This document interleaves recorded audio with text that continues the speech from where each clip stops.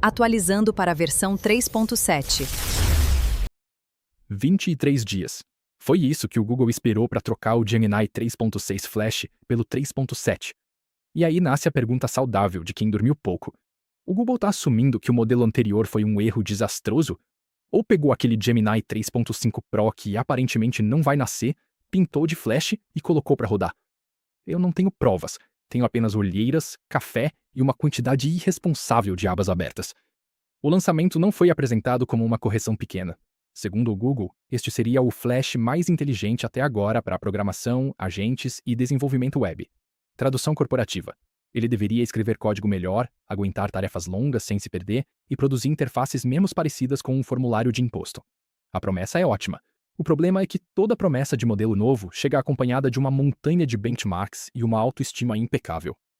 No Frontier Code, que tenta medir qualidade de código de produção, o resultado subiu de 34,4% para 43,6%. No GPSWE, voltado para tarefas longas de engenharia de software, saiu de 48,6% e foi para 65,3%.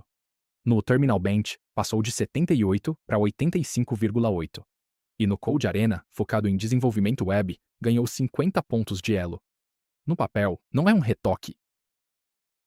Isso aqui tem cheiro de Pro que não vai nascer. Mas benchmark é a foto de perfil do modelo. Iluminação boa, ângulo escolhido e nenhum boleto aparecendo ao fundo. Então vamos sair do teórico e testar onde a dignidade normalmente acaba, dentro de um projeto real. Para os dois Gemini, eu usei o OpenCode conectado ao OpenRouter, com o raciocínio configurado como alto. Os dois receberam exatamente o mesmo prompt, ao mesmo tempo, partindo de projetos separados. Também rodei o mesmo desafio com Claude como terceira referência. Esse projeto eu apelidei de Claudinho, porque eu usei o Sonnet para executar o trabalho, e ainda pedi para ele chamar subagentes Haiku.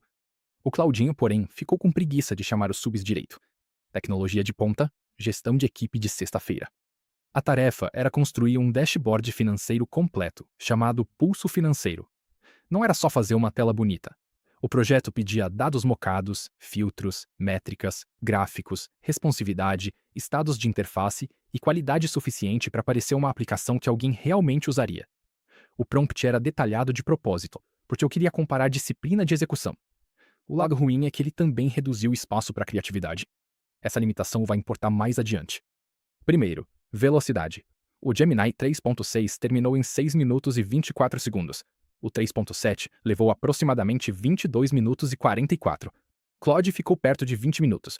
Ou seja, se o critério fosse apenas terminar antes do café esfriar, o 3.6 pisaria nos dois. O 3.7 não veio para ser o flash mais rápido, veio para refletir profundamente sobre cada div enquanto a gente envelhece observando o terminal. O 3.6 entregou uma aplicação funcional, responsiva e visualmente coerente. Os filtros funcionavam, os números estavam organizados e o projeto parecia pronto para uma demonstração. Mas ele tomou alguns atalhos. O prompt exigia uma visualização de linha ou área, e ele colocou um gráfico de barras. Também não criou uma suíte de testes. É aquele colega eficiente que termina cedo, manda um feito no grupo e torce para ninguém abrir o anexo com atenção. O 3.7 foi para o outro extremo. Estruturou melhor o projeto, cuidou mais dos estados, da experiência mobile e da consistência dos componentes. Criou 18 testes, executou lint e build e passou tudo. Isso combina bem com o salto do GPSWA. Ele parece muito mais confortável sustentando uma tarefa longa de engenharia. Visualmente, também foi mais ambicioso. Não significa que cada decisão ficou perfeita, mas existe mais intenção e mais acabamento. Ele demorou quase 4 vezes mais que o 3.6, só que usou esse tempo para fazer trabalho que o outro simplesmente ignorou. Claude ficou no meio do caminho. Não criou testes nem rodou uma validação completa, mas fez algo que os modelos frequentemente esquecem. Revisou a própria interface. Ajustou o comportamento mobile, corrigiu escape, refinou gradientes e voltou em decisões visuais que não estavam boas. O resultado ficou forte, especialmente em direção de arte. O Claudinho pode ter evitado os subagentes, mas pelo menos olhou para a própria tela antes de ir embora. Já trabalhei com humanos que fizeram menos. No primeiro teste, o retrato ficou assim. Gemini 3.6 venceu em velocidade. Gemini 3.7 venceu em engenharia, testes e robustez. Claude ficou muito competitivo no visual e na revisão da experiência. Então os benchmarks não estavam inventando a melhora do 3.7. Mas o ganho veio acompanhado de uma conta.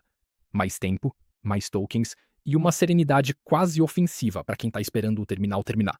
Só que esse teste ficou um pouco engessado. Como o prompt dizia exatamente o que construir, os modelos tiveram pouco espaço para mostrar repertório próprio. Eu comparei principalmente obediência e execução. Para testar criatividade, fiz uma segunda rodada com uma instrução muito mais simples. Crie uma landing page com tema livre. Basicamente, entreguei a chave do carro e parei de dar direção. Novamente, projetos separados e o mesmo ambiente. O 3.6 terminou em 2 minutos e 9 segundos. Criou uma landing do pulso com uma estrutura comercial clara, leitura rápida e boa coerência. É uma página que um cliente entende sem precisar de manual. O 3.7 levou 7 minutos e 48 segundos e criou o AtherOS, uma proposta muito mais autoral, com atmosfera, narrativa e uma interface mais ousada. Também ficou mais densa e correu mais riscos. Dessa vez, a diferença não foi só qualidade técnica, foi personalidade. Com liberdade, o 3.6 escolheu a solução segura e vendável. O 3.7 escolheu construir um pequeno universo. Um resolveu o briefing.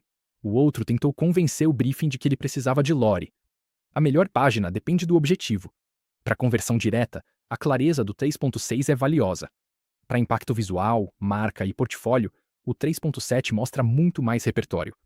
E aqui o salto do Code Arena começa a parecer menos uma estatística isolada. Agora a parte que todo benchmark coloca em fonte 8, o custo. Na captura do OpenRouter, o total associado ao 3.7 aparece em $1,49. O 3.6 aparece em 77,2 centavos de dólar. É quase o dobro. Mas atenção, esse painel agrega o período e não isola com precisão uma única execução. Então ele serve como evidência de tendência, não como nota fiscal científica.